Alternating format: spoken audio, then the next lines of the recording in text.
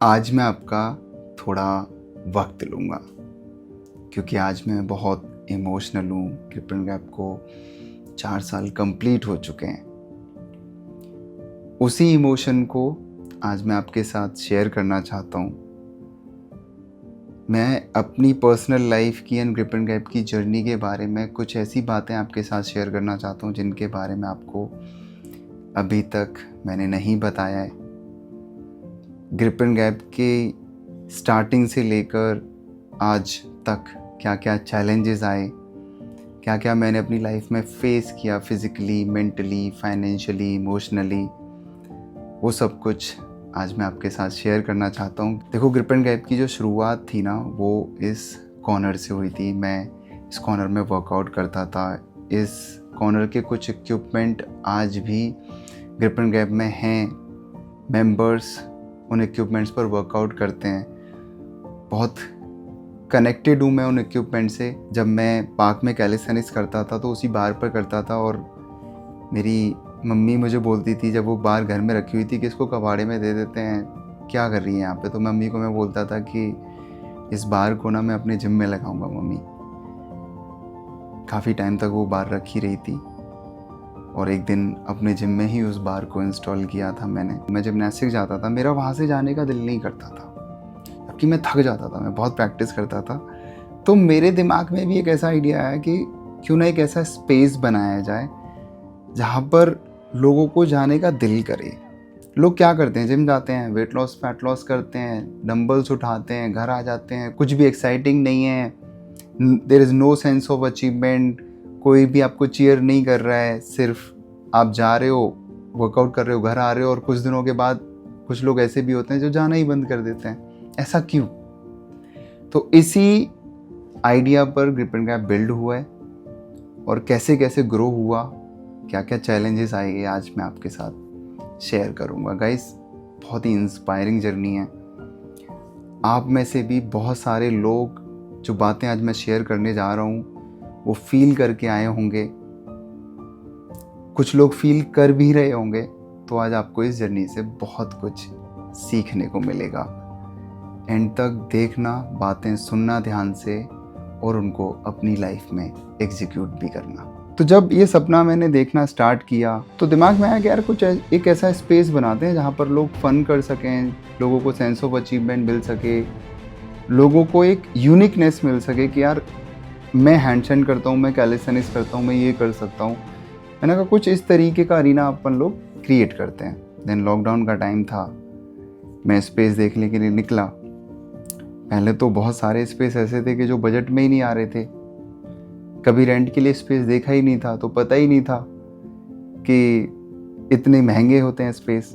Then जो समझ में आ रहा था, पसंद आ रहा था, उसमें जवाब मिलता था कि ये तो ट्रेनर है, ये रेंट पे नहीं कर पाएगा। जिम क्या है, जिम तो कुछ दिनों के बाद बंद हो जाते हैं। इस तरीके का सुनने को मिलता था। बहुत जगह से रिजेक्शन मिला था मुझे। फिर एक दिन पाजी का स्पेस मिला, तो मैं उनको थैंक यू बोलना चाहता हूँ कि उन्होंने मुझ पर ये विश्वास दिखाया। अब धीरे धीरे कंस्ट्रक्शन का वर्क स्टार्ट हुआ। अब असली चैलेंजेस स्टार्ट होंगे। तो सबसे पहला चैलेंज तो स्पेस मिलना। तो लोग, जब आपके पास कुछ नहीं होता तो लोग जगह भी नहीं देते हैं, यही था। अब कुछ नहीं आता था, ना मार्केटिंग करना आता था, कंस्ट्रक्शन कैसे कराया जाता है कुछ नहीं आता था। जो लोग जैसे मिलते चले गए, मैं कराता चला गया। काफ़ी एक्साइटेड भी था। जब पहले दिन ये स्पेस मुझे मिला था ना, तो मैं बहुत नर्वस था। मैं रोया था कार में बैठ के कि चलो पहला पड़ाव पूरा हुआ। अब नेक्स्ट स्टेज पे जब मैं चला तो नए नए चैलेंजेस, कंस्ट्रक्शन के चैलेंजेस, लेबर से डील करना, कॉन्ट्रैक्टर से डील करना। इन सब में कॉन्ट्रैक्टर ने मेरा काफ़ी नुकसान भी किया, बहुत ज़बरदस्त नुकसान किया था गाइस, छोटा मोटा नहीं था। मैंने एक फ्लोर पूरे दिल से रेडी करा, सारे पैसे उसी में ख़त्म हो गए। जब मुझे दूसरा फ्लोर बिल्ड करने की बारी आई ना, पैसे ही नहीं थे मेरे पास। ऐसे तैसे मैंने कहीं से पैसों का थोड़ा इंतज़ाम करा। पैसे भी नहीं देता है ना इस टाइम पे कोई आपको, क्योंकि आप कुछ नया बिल्ड करने जा रहे हो। सबको रिस्क लग रहा है कि अगर नहीं चला तो वापस भी नहीं मिल पाएंगे। सबको डर लगता है स्टार्टिंग में। घर वाले भी बोलते थे कि हो पाएगा नहीं हो पाएगा, सब सही तो चल रहा है, अच्छा खासा तो कमा रहा है तू ट्रेनिंग में, ये वो। क्योंकि कभी मेरी फैमिली में किसी ने रिस्क लिया ही नहीं इतना, तो मॉम डैड काफ़ी डरे भी हुए थे। अब ओपन हो गया स्पेस। जब सेकंड फ्लोर बिल्ड करने की बारी आई, पैसे नहीं थे, कहीं से थोड़ा अरेंजमेंट करा, एटलीस्ट ऐसा कर दिया कि हम वर्कआउट कर सकते हैं। फिर एसी लगाने की बारी आई, तब भी पैसे नहीं थे क्योंकि एसी कोई सस्ते नहीं आते। एसी भी लगा दिया कहीं से थोड़ा सा और करके, लोग तो आए ही नहीं थे जब तक। और ये मैं 1 महीने के बाद की बात बता रहा हूँ आपको। जुलाई में ओपन हुआ था रिपन गैप का 1 फ्लोर, और दूसरा फ्लोर ओपन हुआ था अगस्त में। उसके बाद फ्लोर मैट्स भी नहीं लगे थे, मैं लोगों को उस पर वर्कआउट कराता था। पैसे नहीं थे भाई, मैं सच बता रहा हूँ, ख़त्म हो गए थे, क्योंकि जो बजट में लेके चला था उससे कहीं ज़्यादा लग गया था। और जो वो हुआ वो कॉन्ट्रैक्टर की वजह से हुआ था, मुझे कुछ पता ही नहीं था। अब एसी भी लग गया, फ्लोर मैट्स भी लग गए। अब नया चैलेंज आया कि यार अब प्रमोशन कैसे करें। कोई बोलता था मॉडल बना के शूट कराओ, कोई कहता था कि पैम्पलेट्स डिस्ट्रीब्यूट कराओ, न्यूज़पेपर में ऐड निकलवाओ, होर्डिंग्स लगवाओ। बट मेरे दिमाग में एक बात आती थी कि यार ये जो आइडियोलॉजी हम लोग लेकर आए, मूवमेंट बेस, ये न्यूज़पेपर, पैम्पलेट और होर्डिंग के थ्रू तो नहीं हो पाएगा। देन इंस्टाग्राम पर मैं अपने वीडियोस प्रमोट करता था कि हम कैलिस्थेनिक्स कराते हैं, आप हमारे साथ आओ, हम आपको ट्रेनिंग देंगे, गाइडेंस देंगे। और ये बहुत अलग है जिम। लोग आने लगे, कुछ लोग इंक्वायरी करके चले ही जाते थे। और जब लोग आने लगे, मैं लोगों को मूवमेंट्स के बेनिफिट बताने लगा। कुछ लोगों को तो समझ में आया, और कुछ लोग तो ये बोल के चले जाते कि क्या है ये उछल कूद कराते रहते हो, इससे कौन सा वेट लॉस फैट लॉस हो जाएगा। मैंने कहा यार अब लोग आ गए, अब ये नया चैलेंज आ गया हमारे लिए। तो अब धीरे धीरे वीडियोस बनाना सीखा। पूरा दिन लगाता था गाइस मैं वीडियोस बनाने में, मुझे बोलना नहीं आता था। और आप ये वीडियोस देखो, आपको आइडिया लग जाएगा कि मुझे बोलना नहीं आता है। हाय एवरीवन, आज हम मूवमेंट्स के रिगार्डिंग बात करेंगे। How movements can change your life. 7 दिन में मैं एक रील निकाल पाता था। धीरे धीरे अपने काम के बारे में बताने लगा। कुछ लोग जो आते थे वो लोग समझते थे कि इसके पास तो लोग ही नहीं है, तो वो इतना ज़्यादा डिस्काउंट मांगते थे कि इसके पास तो भी लोग नहीं है, दे देगा। बट गाइस मैंने नहीं दिए डिस्काउंट्स। मुझे इतना पता था कि जो मैं लेकर आया हूँ उसकी वैल्यू है। मैं लोगों को कहता था कि हम यहाँ पर आपको गाइडेंस देंगे, हम आपको वर्कआउट कराएंगे। गाइडेंस की तो कोई वैल्यू ही नहीं थी। लोग मुझे बोलते थे कि 8,000 की जगह 10,000 पे करके हम पीटी ना ले लें। कोई वैल्यू नहीं थी, बिल्कुल भी नहीं। थक जाता था पूरे दिन, मायूसी सी रहती थी फेस पर। ना अच्छा पहनने का मन करता था, ना अच्छा खाने का मन करता था। 7 दिन लग जाते थे मुझे। अपनी फैमिली के साथ टाइम स्पेंड नहीं कर पाता था। मैं सुबह निकलता था और रात को घर जाता था। टीम नहीं थी, लोग नहीं थे। साफ़ सफाई का मुझे बहुत शौक है, मैं खुद क्लीन करता था क्योंकि लोग ही नहीं मिल पा रहे थे मुझे अच्छे क्लीन करने के लिए। पोछा लगाया इस स्पेस में, मैंने खुद से काम किया। मैंने इलेक्ट्रीशियन, प्लम्बर, इन सब का, क्योंकि ना पैसे थे और ना लोग मुझे मिल पा रहे थे। धीरे धीरे ग्रो हुआ, लोग आने लग गए। कुछ लोगों ने बहुत साथ दिया। कुछ लोग आके मुझे बोलते थे कि आपका तो नाम भी नहीं है, आप इतना ज़्यादा कैसे चार्ज करते हो, आपको तो कोई जानता भी नहीं है, आप ऐसा क्या प्रोवाइड कर रहे हो। मैं लोगों को समझाता था, गाइडेंस देते हैं हम लोग, ये सब करते हैं। कोई वैल्यू नहीं। 1 घंटे बैठा रहता था मैं लोगों को अपनी मूवमेंट आइडियोलॉजी समझाने के लिए। कोई वैल्यू नहीं। उस एफर्ट का रिजल्ट कुछ नहीं निकलता था। अब आता है दिसंबर। गाइस दिसंबर में मेरे पास रेंट देने के बिल्कुल भी पैसे नहीं थे। और उसके लिए पता है मैंने क्या किया? जो मैंने बाइक ली थी ना अपनी फिटनेस की कमाई से, वो मैंने बेच दी, क्योंकि पैसे ही नहीं थे। बहुत बुरा लगा था मुझे।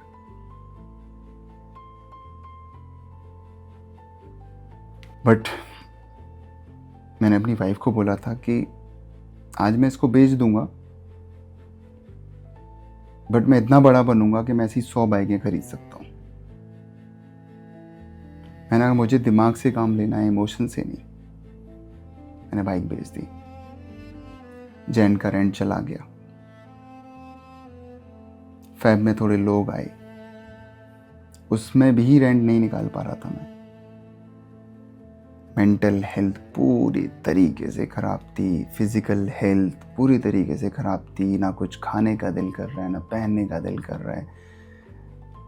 पूरे दिन अरीना में बैठा रहता था कि कोई आ जाए, इंक्वायरी के लिए आ जाए। वीडियोस बनाता रहता था, कुछ ना कुछ करता रहता था, बट टाइम देता था मैं उस अरीना में। मुझे इतना पता था कि अगर आप किसी काम को पूरी शिद्दत से करो और पूरी जान डाल लो, कोई नहीं रोक सकता है आपको। और ये मेरे को बहुत अच्छे से आता है। लगा रहा, फेब निकल गया, मार्च में एक और नया चैलेंज आया। इन सब में ना मैं अपनी वाइफ को बहुत थैंक यू बोलना चाहता हूँ, क्योंकि ये जर्नी सिर्फ मेरी नहीं थी। जो जैसा मैं फील कर रहा हूँ ना, उससे ज़्यादा उसने भी फील किया है। उसकी भी लाइफ के अपने अपने बहुत सारे चैलेंजेस थे। तो ये जर्नी सिर्फ मेरी नहीं है, ये मेरी पूरी फैमिली की है। अब सेकंड बेबी होने वाला था मार्च में। My wife was pregnant. आधे दिमाग में यही चल रहा था कि सब कुछ ठीक ठाक हो जाए। पैसे नहीं थे, बिल्कुल भी नहीं थे। उस टाइम पे तो पता नहीं दिमाग में चल रहा था कि मैं कहाँ से अरेंजमेंट कर पाऊंगा पैसे का। पीटी भी नहीं कर पा रहा था क्योंकि पूरा टाइम जिम में निकल जाता था। फिर कबीर बॉर्न हुआ, और गाइज जब कबीर बॉर्न हुआ ना, उसके नेक्स्ट डे जितना मेरा 1 महीने का रेंट है ना, उतनी सेल हुई। I was so happy and मेरा स्ट्रेस थोड़ा कम हुआ। ऊपर से कबीर की जो डिलीवरी थी वो बहुत डिफ़िकल्ट थी। तो काफ़ी सारे चैलेंजेस थे इसमें, emotionally, physically, mentally, financially. But मुझे इतना पता था कि nothing is permanent in life. आज टाइम बुरा है, निकल जाएगा। मैं लगा रहा, मैं डटा रहा। मेरी फैमिली मेरा साथ देती रही। जब मैं घर से निकलता था ना, तो मेरी माँ ना कुछ करती थी। मुझे याद नहीं है कि वो जब मैं निकलने से पहले ना कुछ जल चढ़ाते थे वो कहीं पर।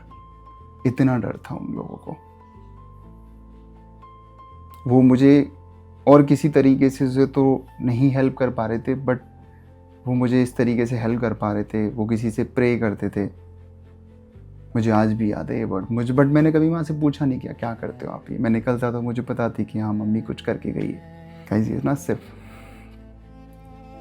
मैं ही जानता हूँ कि कैसा लगता है इंसान को। फिर कॉन्फिडेंस आया, वीडियोस बनने लगे, वीडियोस में कॉन्फिडेंस दिखने लग गया। लोग आपको एक्सेप्ट करने लगे, बहुत लोग आपको छोड़ के भी चले गए इस जर्नी में। मैं एक बात बोलता था सबको कि मैं ना एक दिन इस जिम के बाहर लाइन लगा दूंगा। ये लोग आज नहीं आ रहे ना, है ना, लोगों को लाइन लगा दूंगा। और ये एक ऐसा जिम होगा जहां पर मेंबरशिप फुल होने की वजह से नहीं मिल रही है। कुछ है जो आपके साथ शेयर करना है, ठीक है। और जो कुछ भी हुआ है ये सब आप लोगों की वजह से हुआ है। तो ये बेस्ट मोमेंट है मेरे लिए। मैं भी आपको एक वीडियो दिखा रहा हूँ। ये वीडियो है दिसंबर 2024 का, और थोड़ा आराम से सुनना, थोड़ा वॉइस स्लो है। ये देखो मैंने क्या बोला। लाइन लगानी पड़ेगी मैनिफेस्ट कर चुका हूँ उसको 1 साल के अंदर मैं आज रिकॉर्ड कर दूँ, ठीक है। और देखो अभी 1 साल 3 महीने कंप्लीट हुए हैं हमें। और मैंने क्या किया है अभी, ग्रिप एंड गैप के लाजपत नगर सेंटर पे मेंबरशिप, ये देखो क्या लिखा आ रहा है, grip and gap Lajpat Nagar is currently.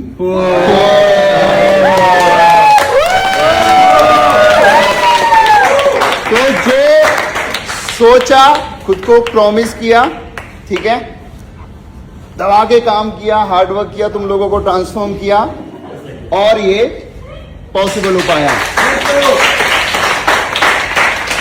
तो वीडियोस सिर्फ वीडियोस नहीं होते हैं, पता है, आप वीडियोस बनाते हो बिकॉज यू मैनिफेस्ट।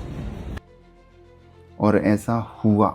मार्च 2026 में हमने ग्रिप एंड गैप के लाजपत नगर सेंटर की मेंबरशिप क्लोज कर दी थी और आज भी क्लोज है।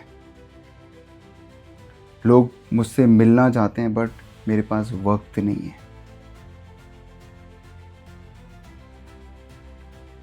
तो बस एक ही बात बोलना चाहूँगा, चैलेंजेस आएंगे, लगे रहो, पागल हो जाओ।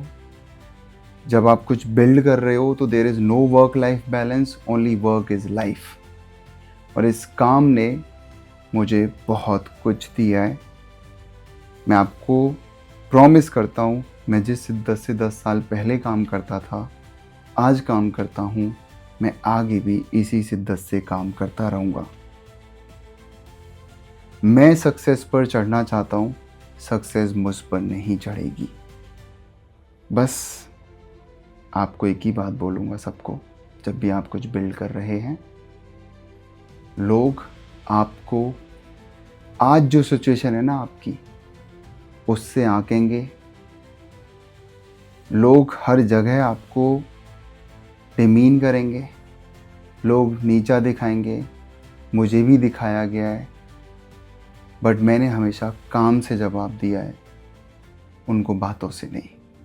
बट इस पूरी जर्नी में आप लोग मेरे साथ जुड़े रहे,